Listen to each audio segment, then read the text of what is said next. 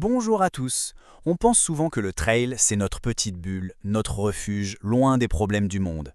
Mais est-ce que c'est vraiment le cas? Vous allez voir que même notre passion n'échappe pas à un des plus gros fléaux de notre époque, la désinformation. Alors, je vous pose la question très directement.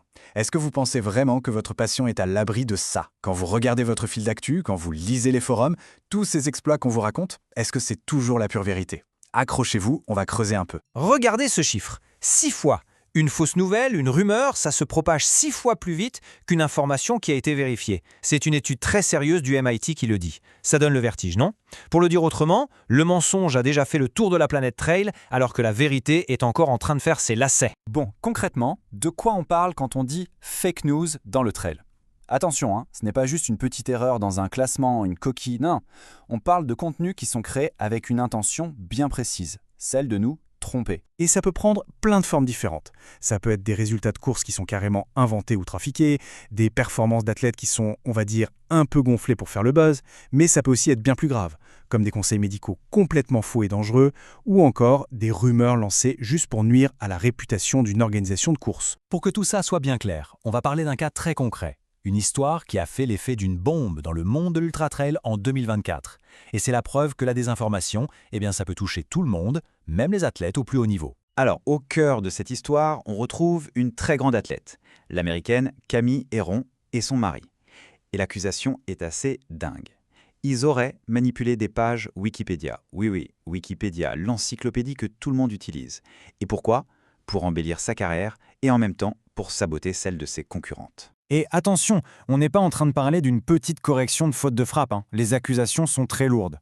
On parle de modifications systématiques sur les pages de ses rivales, comme la grande Courtney Dauwalter, de suppression d'infos positives sur d'autres athlètes, et bien sûr en même temps de rajouter des choses très flatteuses sur sa propre page, tout en semant le doute sur des records qui n'étaient pas encore officiels. C'était une véritable stratégie. Et les conséquences n'ont pas du tout été virtuelles, loin de là, l'impact a été immédiat et très concret. Lululemon, qui était un de ses sponsors majeurs, a tout simplement mis fin à son partenariat avec elle. Voilà, ça montre bien l'impact réel, financier et professionnel que peut avoir la désinformation dans notre sport. Ce ne sont pas juste des mots sur un écran. Bon, face à ça, on peut se sentir un peu démuni et se demander, mais comment on fait le tri alors? Comment on fait pour ne pas tomber dans le panneau?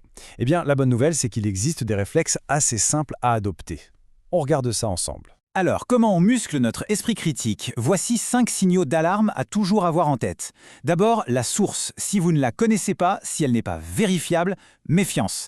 Deuxièmement, la performance. Elle vous paraît incroyable, presque trop belle pour être vraie, ça mérite de vérifier ailleurs. Troisièmement, le langage. Est-ce que l'article essaie de jouer avec vos émotions, de vous mettre en colère? C'est souvent un piège. Quatrièmement, les partages en masse. Ne vous laissez pas avoir par la viralité. Et enfin, attention aux sites qui copient l'apparence de médias connus pour vous tromper. En fait, on peut simplifier en disant qu'il y a deux visions. D'un côté, le journalisme de buzz qui cherche le sensationnel, qui veut capter votre attention à tout prix, même si ça veut dire tordre un peu la vérité. Et de l'autre, l'information fiable qui, elle, repose sur des bases solides. On recoupe les sources, on vérifie, on cherche la qualité. Notre rôle, en tant que communauté, c'est de savoir faire la différence. Parce qu'au final, et c'est vraiment le point le plus important de tout ça, cette lutte contre la désinformation, ce n'est pas seulement l'affaire de quelques journalistes, non. C'est une responsabilité collective. C'est l'affaire de toute la communauté du trail. Ici, absolument tout le monde a son rôle à jouer. Les fédérations, elles doivent valider les résultats. Les organisateurs doivent être transparents. Les athlètes, eux, doivent être intègres dans ce qu'ils disent. Les médias doivent appliquer des règles de journalisme strictes. Et enfin, il y a nous, la communauté des passionnés.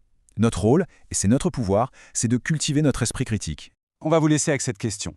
Aujourd'hui, chaque partage, chaque like, chaque clic a un poids, une conséquence. Alors la question c'est, et si l'intégrité de notre sport, au final, dépendait aussi de votre prochain clic? Pensez-y, la vigilance, c'est vraiment l'affaire de tous. Merci de nous avoir suivis.